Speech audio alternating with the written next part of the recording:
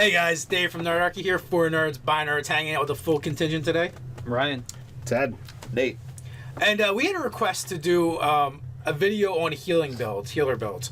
And, you know, I feel like 5th edition is like the most healingest edition of all Dungeons and Dragons ever. Who gets access to the spell Cure Wounds? Let's see. Bard, Ranger, the Paladin, list of people that don't Druid, is shorter. Cleric.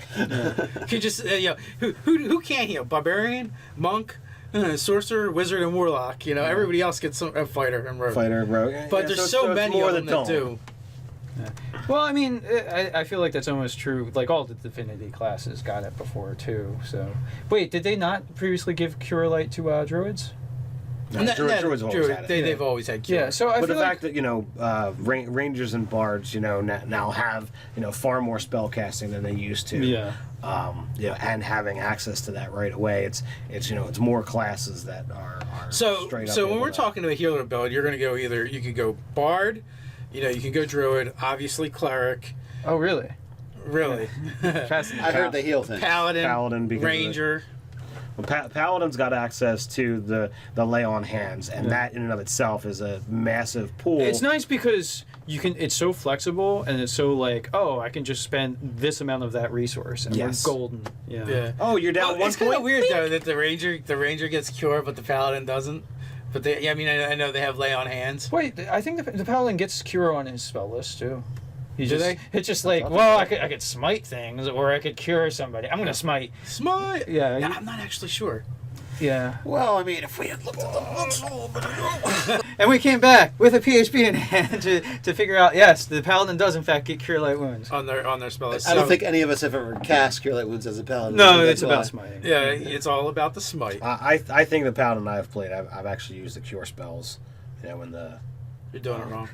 If it can't be resolved with Cure, lay on hands, it's sorry, you are beyond my help. I'm sorry. I don't feel that the Paladin is all about the smite. I think that's a mechanic that's overused. But you know, here we're talking about healers. So if you have a kindler, gentler Paladin, could absolutely be sacking your spells for cures. So if you're not playing a Paladin the way it should be played. Yeah. Now that being said, the Paladin has cures and lay on hands. They're not quite the optimal healer at that point. Still, there's definitely a couple things to look at. If you're using feats, there's definitely 2 feats that will help with your healer build. You definitely need healer. Yeah, healer, which basically lets you just turn healer kits into extra, D4 little things of healing. Yeah, D4 parcels of healing. After combats, and then you also That's pretty significant. That's D6 plus 4. D6. Yeah. Oh, what? Wow. All right, that's even better than I thought. Holy crap! And then you also have Inspiring Leader. Inspiring Leader, which after 10 minutes of yammering, you can give your party temporary hit points equal to your level plus your charisma modifier. And you can do that once every short or long rest. Right. So those 2 feats are, if you're like, I want to make the most healery of healers, those are the way to go, especially when you're talking charisma. Bard or Paladin, fantastic options for those 2. Yeah, and then the other thing too is obviously one of the best healers in the game is always going to be the cleric. You can't get around that. It's kind of on their job description. Yeah, it's what they do. It's in the resume. Yeah. And along with that, if you go, what is it? The domain is life. Life. That bumps up their ability to heal even more. If you go human, you can take the healer feat at 1st level, or you could go with the other one, Inspiring Leader. Yeah. Either way, 4th level, you take the other one. Yeah, so I would definitely start off with healer, because 5 gold is not a huge resource. So if everybody starts off the game with a healer's kit, because every background comes with anywhere from 5 to 15 gold. Hey, use that to buy a healer's kit. That's 10d6 plus 40 hit points. Take the noble background just so you can get more healer kits. Right, yeah. It'd be like 3 more healers. This is a hard healer kit economy. Although if I was DMing for this party, you guys have bought all the healers kits, so now the prices are going up. This is like supply and demand economy, my friend. Yeah. The advantages with the life domain is Cure Wounds is a domain spell, so it's always prepared, and the Discipline of Life. When you use a spell at 1st level higher to restore hit points, you get 2 plus the spell's level in addition to your to your D8s and Wisdom modifier. So that's a lot of pump. And it gets crazier later levels. Yeah. Well, Absolutely. and not the fact mention the fact too that don't they get heavy armor. They So do. you get the pile on the armor, throw a shield on, and like your odds of getting hit just went down drastically. Yes. So that's super helpful. I mean, if you want it to be really ridiculous, you could take Bard like for, I don't know, what do you need? Like, is it 5 levels to where you get your Bardic Inspiration? Every short rest, or is it always when you do a short rest you can do Song of Rest? I think it's yes. always when you do a short rest. Yeah, so So your Song of Rest is only second level, so you only need 2 levels of Bard for that. right, but it gets better too as you Yes. as you go up. So you might want to figure out what the optimum is. They're both full spellcasting classes, so you're gonna your number of spell slots will continually increase on par. And not only that, because Cure Wounds is on your spell list, and you only you can cast it at whatever level you want. You're not going to be adversely affected Right. by the level differences, because where some of the casting classes suffer from not having spells known to cast at higher levels. Well, when you have a spell that you can just pump up, it doesn't matter. Song of Rest D6 you get at second level, and it doesn't go up to a D8 until 9th. So I don't think taking it all the way to 9 levels is all that helpful. You get a lot of other features, but as far as healer situations, I don't think it adds as much as just sticking with Cleric. So, or if we can get Sorcerer into the mix with like the Sorcerer point expenditures, like the meta magics, where you can like twin spells healing. So like Battlefield, where like people are injured and you need to tend people really quick. Oh, I'm going to sack out spells to twin spell and have Sorcerer points. So you could You could mix that in too. Or Distance Spell is also another really awesome one for The healing situation. Yeah, Yes. because the twin spell, they're going to have to both be adjacent pretty much, so you can Yeah. like do it. But with the distance spell, I think you might even be able to do the distance spell and twin spell at the same time, maybe? I think it's one. I you could don't think you can. twin healing word though. Yeah. Bonus action. Yeah, absolutely. Oh look, I need to stabilize 2 guys this round, or somebody dies. Bam! Yeah. Have a bunch of hit You points get the instead. that's like the emergency medic build, Yeah, I really like the 2 levels of Bard, and then go Life Cleric. You're gonna have your heavy armor. You're gonna have the extra healing stuff. If you want to be really ridiculous, you take those 2 feats we discussed. Yeah. Go human. What's the crunch on the Inspiring Leader? It's how many temporary hit points is it? It's your level plus your charisma mod. Okay. Yeah. So if you're already barred, you're gonna want that to be kind of bumpy. Yeah, I don't think it's as huge, as the actual healer feat, because even what do you call it? Well, that's all it does, right? Yes. Yeah. But you get to do that every single time. You can do it as a short rest. Every time you Up do a to 6 short or people. long rest. Your and- party, basically. Well, at low levels, it is nice to have extra buffer hit points, because if you get crit, you could actually just get killed. Well, outright. I mean, you're gain temporary hit points from this feat again until it is finished a short or a long rest. Right. So every short or long rest, it's a renewable resource. So you couple that with the healer feat, and you're talking like what? So potentially like 10. So 10 hit points from the healer feat if you roll max on that. And then if you're like 10th level with a decent charisma modifier, so that's 12, 22, buffering out 22 hit points per party member every single combat, basically. Yeah. Like Well, and the other thing too is like the healer kit. While it's nice in combat, it doesn't help you. No. Right. Yeah. I mean, it is only an action to use. I thought it was during a short rest or something, but as an action, you can. As an action, you can spend 1 use of a healer's kit to tend to a creature and restore 1d6 plus 4 hit points to it, plus additional hit points equal to the creature's maximum number of hit dice. The creature can't regain hit points from this feat again until it finishes a short or a long rest. Oh, okay. So so same thing. You're only going to benefit from it once per short rest, and it's an action per.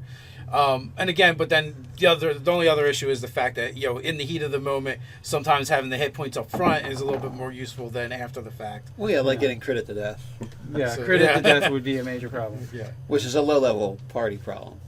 it is a low level party problem. Yeah. So again, we talked about other classes too, like the ranger.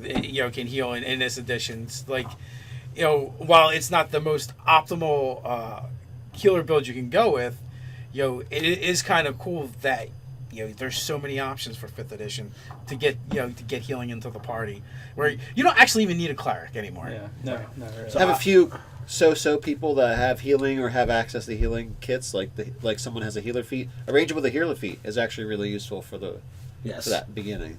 Yeah, I would say, like, if you want to be, your party's medic, first level, any one of those classes that have access to cure, be a human, take the healer feat. That is your ideal situation. Every party wants you there. Yeah, they always want you around. You're getting that invite. Now, and if you're going to go the multi-class option, sorcerer for the various resources you get with the meta magic feats, really cool. Plus, you can start to sack out some of your spells to have some of those more of those resources available. And warlock also, any of your charisma casters that get access to cure light. Well, now every time you short rest, you're getting more spell slots, 2 spell slots back that you cast at max level. Right. So yeah, that's pretty. But awesome. you're gonna take a hit when you with the warlock but for your level, your spell level. Yeah. Because warlock is separate. It doesn't stack with the other ones. you kind of have to keep pumping the warlock in a way too. So yeah, like you have to. This would be kind of a min-maxy situation where like, I need to kind of keep going on the warlock to make this worthwhile. So what class would be good to take?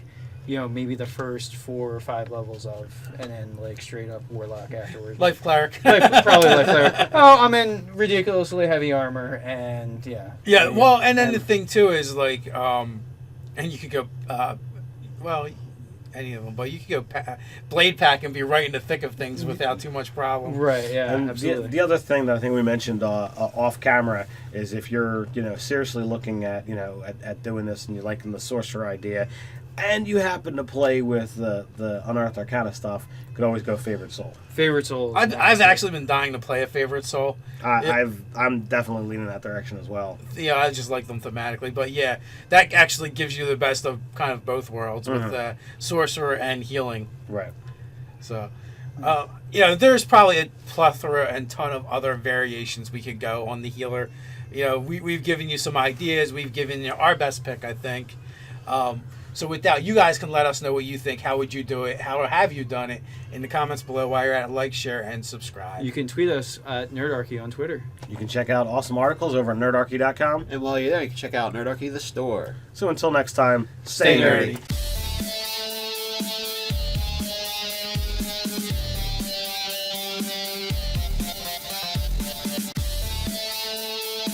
You can go druid, obviously cleric. Oh, really?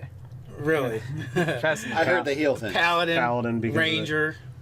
Paladin's got access to the lay on hands, and that in and of itself is a massive pool. It's nice because it's so flexible, and it's so like, oh, I can just spend this amount of that resource, and we're golden. Yeah. Oh, you're down one It's kind of point? weird though that the ranger gets cure, but healingest edition of all Dungeons and Dragons Let's see. ever. Who gets access to the spell Cure Wounds? Let's see. Bard, Ranger, the list Paladin, of people that don't Druid, is shorter. Cleric. You just who can't heal? Barbarian, monk, sorcerer, wizard, and warlock. Everybody else gets a fighter and rogue. Fighter, rogue. But there's so many more of them that don't. do. Yeah. Well, I mean, I feel like that's almost true. Like all the definitions.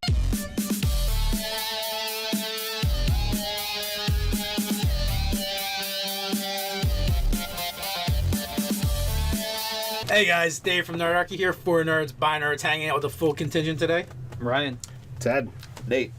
And we had a request to do a video on healer builds. And, I feel like 5th edition is like the most healing. The Paladin doesn't. But I know they have lay on hands. Wait, I think the Paladin gets cure on his spell list too. They? It's just like, well, I could smite things, or I could cure somebody. I'm gonna smite. Smite? Yeah. I'm not actually sure. Yeah. Well, I mean, if we had looked at the books a little bit ago. And we came back with a PHP in hand to figure out, yes, the Paladin does in fact get Cure Light Wounds. On their spell list. Some of the classes got it before too. So, wait, did they not previously give Cure Light to druids? No, Druids always had it. They've always had cure. Yeah. So I But feel the like fact that rangers and bards now have far more spell casting than they used to. Yeah. And having access to that right away, it's more classes that are So straight up when into we're that. talking to a healer build, you could go bard,